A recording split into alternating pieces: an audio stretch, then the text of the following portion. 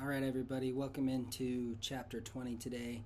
We're going to be talking about cold-related emergencies. First, when talking about cold-related emergencies, you have to understand that the body's normal body temperature is very important, and any deviation in general, more than, half a degree or so, already starts to alert the body and cause some problems, okay? So, body temperature loss or heat loss occurs when you're surrounded by air or water that is cooler than your body temperature. Okay, normal body temperature is 98.6 degrees Fahrenheit. If body temperature falls much below that, you start to get cold injuries.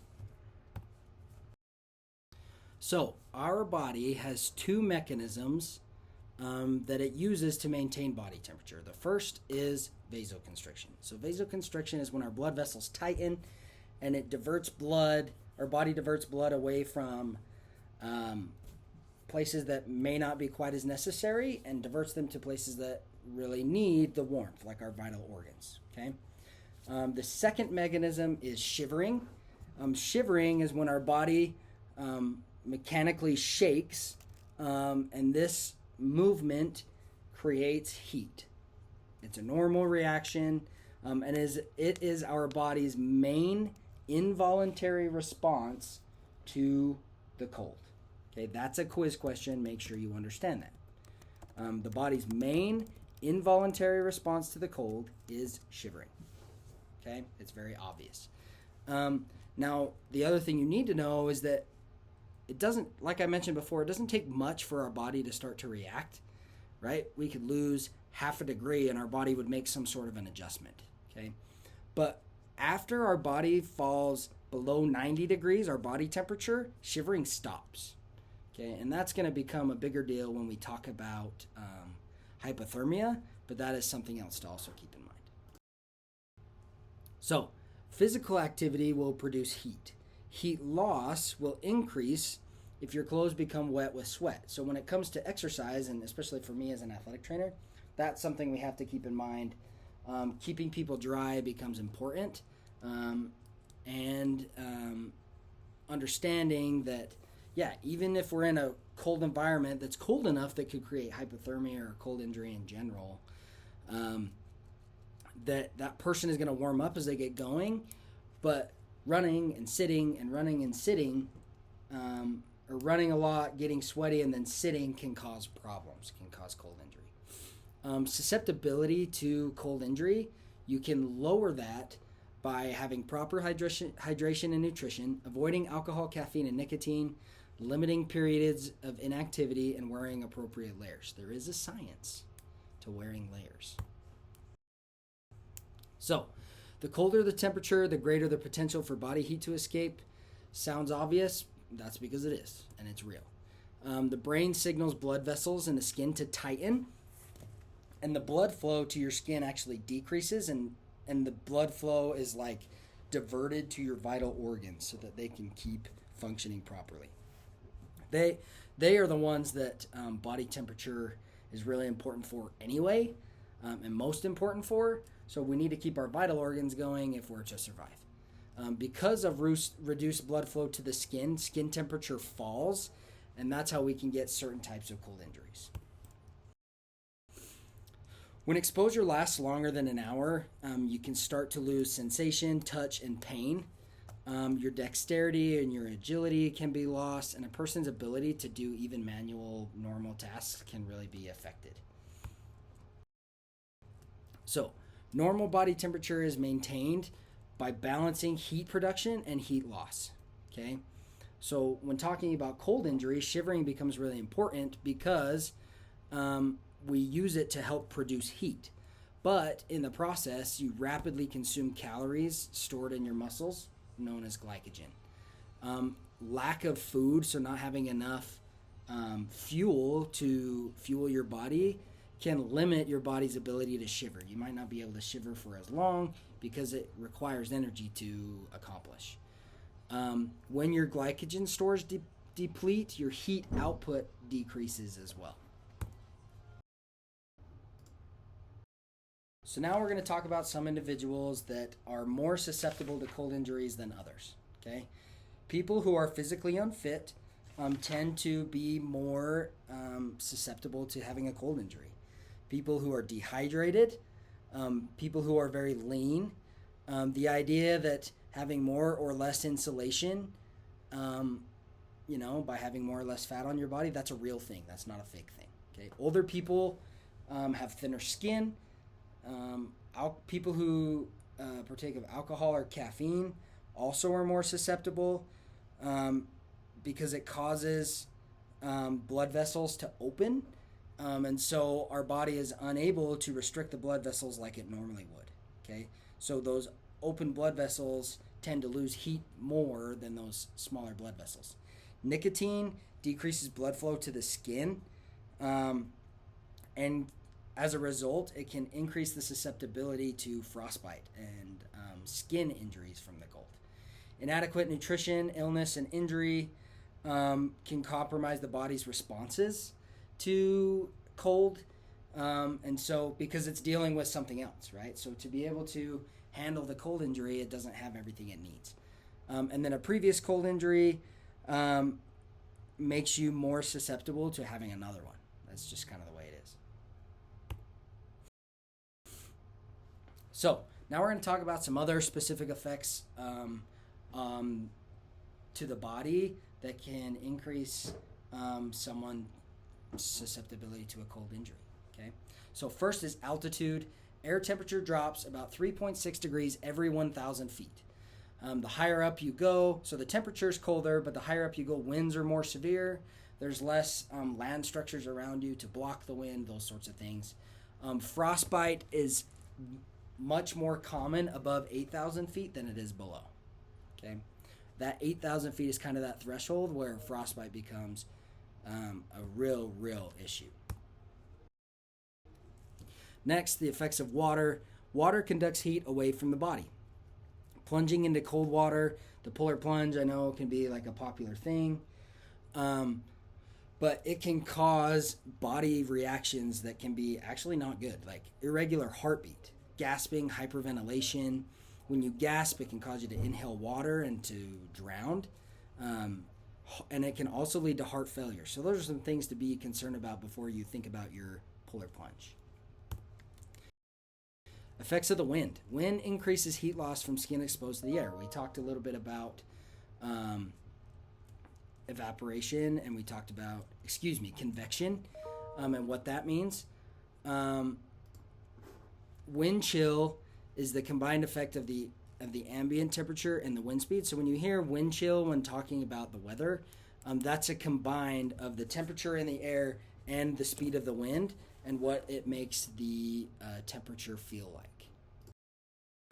Another thing to be aware of is that metal and liquid fuels can also conduct heat away from the skin rapidly. Contact with these things, if at a certain temperature, can almost instantaneously freeze the skin. So you need to be aware of that.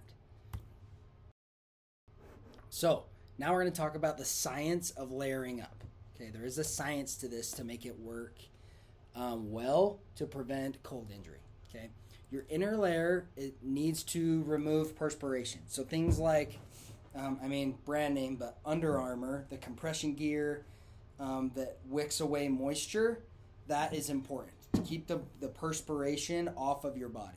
Okay, your middle layer is there to insulate, so it's typically thicker, something like wool or something like that.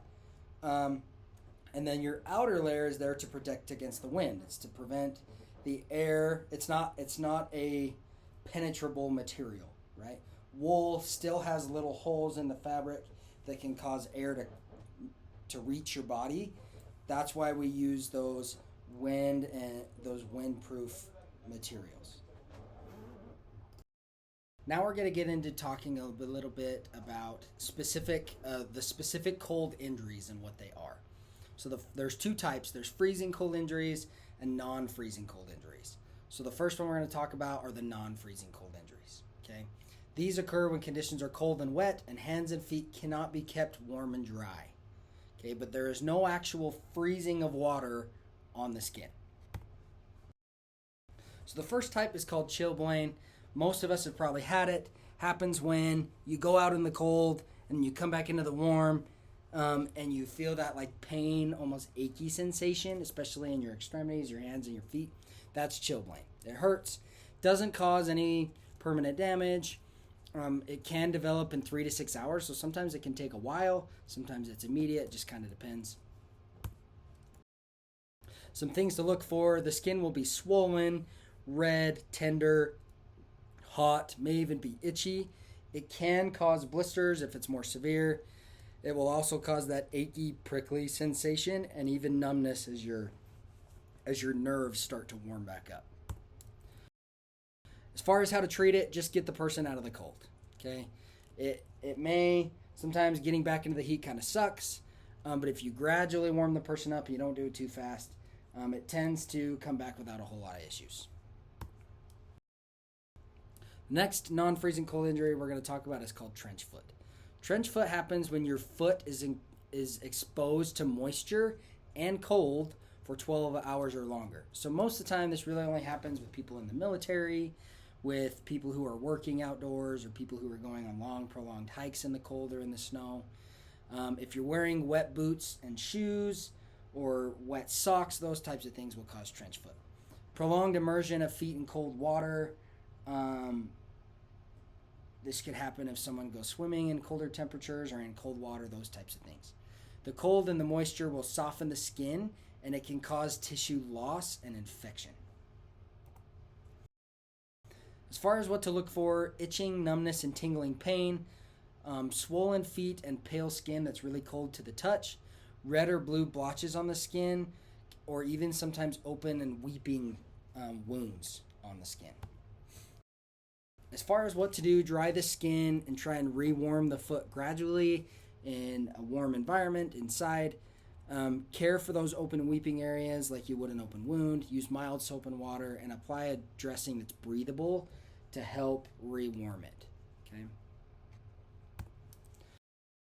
Now we're going to move on to the freezing cold injuries. So these happen when the air temperature is below freezing and water freezes on the surface of the skin. Okay. So frostnip is when freezing is limited only to the skin surface. Okay, the skin is still pliable even though it's frozen, and it will not be injured when you rewarm it. So the other type of freezing cold injury is frostbite. Frostbite happens when the freezing extends into below the skin or all layers of the skin. The skin becomes no longer pliable, and it can still be injured even after rewarming. So, in getting a little deeper into these freezing cold injuries, first talking about frostnip. Again, this is when the freezing is only limited to the skin's surface. Some things to look for: skin will be yellow to gray in color. The skin will be kind of frosty. There will be some initial tingling or numbness that may start to become painful. As far as what to do: get the person out of the cold, gently warm the affected area, but don't rub. Okay, that can cause damage. And we'll talk more about some thawing methods here in a few slides. The other type of freezing cold injury, frostbite, is when the freezing happens in more layers of skin, not just the surface. So two ways of damage: there's the actual tissue freezing, but then also the obstruction of the blood supply to the tissue. So, like we've talked about earlier, your blood vessels start to constrict when your body is reacting to the cold, and it restricts blood flow to the skin surface. So blood flow slows down to those areas significantly, and so, as we know, lack of blood flow leads to tissue damage and tissue death. Okay, it typically affects the feet, hands, ears, or nose, those areas that are going to lose blood flow first. Okay. As far as what to look for before you've thawed it out: superficial frostbite will be white, waxy, or grayish yellow skin. The part will feel cold and numb, can have some tingling, stinging, or aching. The skin will be stiff or crusty. There's really no give to the skin like with frostnip. Underlying tissue is soft, but the top layer is hard. For a deep frostbite, the part's going to feel cold, hard, and solid, and you can't depress it. There is no give to the skin at all. The skin will be pale and waxy. and the painfully cold part, when it was painful, will begin to stop hurting. As far as what to do, get the person to a warm area, try and remove any wet clothing or constricting items. And this is where we're going to talk about whether we should thaw the person out or not. Okay? Do not try and thaw the part out if medical care is less than 2 hours away. If you're close to medical care, just get them to medical care, let them do it. That will be the most successful. If the affected area has already thawed, you don't need to rewarm it again. If you do not have shelter, warm water, and a container, then there's no reason, because it's just going to refreeze. Okay, and if it refreezes, then that's going to cause more and more damage. You're better off just to leave it the way it is and get the person to medical care. Okay, so if you are more than 2 hours away from medical care, then you can begin to thaw. So the wet, rapid rewarming method is the most common, and it's the best way. But again, you have to be more than 2 hours away from medical care. Okay, you have to make sure that it's not going to refreeze. You're in an area where you can keep the person in a warm place, so you have shelter, warm water, and a container, and you're not going to have to go back out into the cold to get medical care, because you're still going to take this person to get medical care. Okay. If you don't have access to shelter, warm water, and a container, then slow thawing is when you get the person to a warm area and you just stay in the warm area. You don't use those other things. Okay. Use that only as a last worst case scenario. So, the wet, rapid rewarming method, here's how it works. First, you place the part in warm water that's 100 to 100 degrees Fahrenheit. Okay. Colder than that's not going to work. Hotter than that is going to cause burns and things like that. Okay. Don't use other heat sources than warm water. Don't use a fire. Don't use exhaust from a car, any of that stuff. Okay. Use a thermometer or your hand to check the temperature to make sure that it's staying constant and that the water temperature is maintained. If you need to refill containers and go from container to container to keep the water warm, do it. But if you can't maintain that water temperature, it's not going to work. Okay. Usually takes about 20 to 40 minutes. Air dry the area. Don't rub it dry. Give the person ibuprofen for pain, and apply warm cloths to the ear or facial injuries. So if it's an ear injury or a facial injury, you can't really dunk the person with those. So just use a warm cloth for those. So, things not to do. Okay, do not rub or massage the affected area. Don't use ice, snow, or cold water to the affected area. Don't rewarm with a stove, vehicle tailpipe, or over a fire, like I mentioned. Don't break blisters. Do not allow the person to smoke or drink alcohol, because that will restrict blood flow, dilate blood vessels and cause heat loss. Don't rewarm if the possibility of refreezing exists. Don't allow for the thawed part to refreeze, of course. And don't use chemical warmers directly on the affected area. If you have chemical warmers like hot hands, things like that, they need an extra barrier.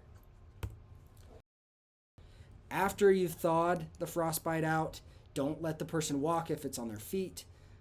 Protect the area from contact. Use dry gauze between fingers and toes to prevent rubbing and things like that, just like you would with a normal blister. Slightly elevate the affected part. You can use aloe vera gel. Provide pain medication and give them some fluids, and then seek medical care. Here's a picture of some fingers that have been frostbitten and then been thawed out. It still causes injuries like these blisters and the swelling, those types of things. So now that we've gone through the skin surface types of cold injuries, now we're going to get into more systemic cold reactions. So the first type is called cold stress. Cold stress is when a person their body temperature starts to drop, but it's not quite dangerous yet. Okay. This person may be shivering, but they'll still be alert and they can move and care for themselves. So cold stress is not hypothermia. Okay. A person can become hypothermic, but they're not hypothermic yet, and we're going to talk more about some of those differences. Cold stress, the mark of demarcation, should we say, or the line where you go from cold stress to hypothermia, and we're going to talk about this when we talk about heat-related injuries next chapter. But the line is mental status. Okay? When the person is still lucid and with it and can talk to you and have a conversation, they can do what you ask them to do, they are not hypothermic yet. Okay? They are just experiencing cold stress. When we get past that line is when we start to get to hypothermia. As far as what to do with somebody that has cold stress, allow the person to remove any wet clothing and put on dry clothing. Give them calories through food or drinks are probably easier. Get them to move around or exercise to warm up. You may use a warm shower or a bath to help them to warm up as well. But again, you got to be gradual. You can't overheat them. That can cause problems. So for actual hypothermia, hypothermia happens when the body's core temperature falls below 95 degrees. Heartbeat and breathing may become undetected if it's severe enough. You may need to consider whether the person's behavior and history and the weather conditions are indicating abnormal heat loss. So some different types of cold exposure. Acute cold exposure usually happens in water. It takes less than 6 hours. It happens very fast. Okay, subacute, 6 to 24 hours can happen in just really cold air or in the water. Chronic just never occurs in the water, and it takes more than 24 hours to occur when somebody's in the cold for a really long time. So some symptoms of hypothermia, again, that big one is the altered mental status. Some others, shivering, cool abdomen, and low core body temperature. Now, the difference between mild and severe hypothermia is based on the core body temperature. In severe cases, the person actually stops shivering, like we talked about early in the chapter, and it's going to require external heat for recovery, meaning they're not going to be able to recover on their own in severe hypothermia. They need something else to warm them up. As for mild hypothermia, the thing to look for is vigorous, uncontrolled shivering, so they're still shivering. They may be awake and somewhat alert. They may complain of feeling cold, but they're just still not completely with it. They can't answer your questions very intelligently. They have what's called the umbles, so like grumbling, mumbling, stumbling, fumbling. They can't walk around very well. They just seem really uncoordinated, those sorts of things. As far as what to do, have the person sit or lie down for at least 30 minutes. Warm the arms up to the elbows and the lower legs up to the knees in water that's 107 to 113 degrees Fahrenheit. Give high-calorie, non-alcoholic, and non-caffeinated food or drinks. Some more things to do. Apply heat to the chest, armpits, and back. You can use the body-to-body method for somebody who is in mild hypothermia, but especially if there's going to be a long delay in getting medical care. And the reason this is like kind of an emergent situation, like your body-to-body method means you're both don't have clothing on. Okay, you're both nude, and you use your body temperature to help warm up the other person. So you're only going to do this with somebody that you know, that you're comfortable with, and this is really sort of a worst case scenario. Okay, a last resort. You need to monitor the person for at least 30 minutes, and you're going to call 911. So when we're leaving mild hypothermia and getting into moderate and severe hypothermia, shivering is going to stop. Those umbles that we talked about are going to get worse and worse. Person may not want to move much. They may feel very sleepy, going to be confused and really indifferent. Skin can go pale or blue, and it's going to be cold when touched. As far as how to treat, call 911, be very gentle with the person, keep the person flat, and do not raise their legs. We want to keep blood flow to all parts of their body. Do not allow the person to stand or walk around. Don't massage the person's body. At this point, don't give them anything to eat or drink. Insulate them and apply a vapor barrier, so using like a blanket to insulate them and using a tarp over them to prevent any water vapor from settling on their body and condensating and creating frost. Apply heat to the chest, armpits, and back in that order. Now, severe hypothermia, now we're into this person is dying or very close to gone. They'll be barely responsive or unresponsive. Their muscles are going to be rigid and stiff. Again, no more shivering. Skin is going to feel ice cold and appear blue. Their heart rate's going to be really slow and their breathing rate's going to be slow. The person may appear dead. As far as what to do, call 911. Treat it just the same as you would as moderate hypothermia. So lay them down, keep them flat, don't elevate their legs. Provide CPR or resuscitation as needed, but do not start CPR if the person has been submerged in cold water for more than an hour, if they have obvious fatal injuries, if the body is frozen, or you have a chest that is very stiff and you can't compress it. At that point, those tissues are frozen. Trying to compress them or push hard is going to damage those tissues significantly, and also it's frozen. You're not going to be able to do it. Okay. So the last thing we're going to talk about in relation to cold injuries is dehydration. Dehydration, it's funny because the perception is, right, it's cold, you can't get dehydrated because it's not hot. It's not true. Just because you're not sweating doesn't mean you can't get dehydrated. You do lose fluids in your breath. And so if somebody is not hydrating, they can become dehydrated even in the cold. And this happens a lot for us in the winter. Athletes are like, it's cold, I don't need to drink as much water, but then they start to have issues with being dehydrated. Fluid gets lost through your breath, so that means you need to drink even if you're not thirsty. Monitor the color and volume of your urine. Do not consume snow. Okay, because a lot of times snow is dirty and can cause other sorts of diseases and that kind of stuff. The other thing, when I say, and I'm going to talk about this a lot next chapter with heat illness, but drinking even if you're not thirsty, drink a little bit more even if you're not thirsty. Okay, typically being thirsty is a body's natural response regardless of the air temperature around you, or regardless of the weather. But the reason I say this is because you're more likely to overdrink than underdrink. If you overdrink, that is also dangerous. So you do have to be careful with that. Okay, so make sure you're hydrating, but also don't overdo it. So that's going to be it for chapter 20. Thanks for tuning in. If you have any questions, please reach out. Be happy to help. And we'll see you next time.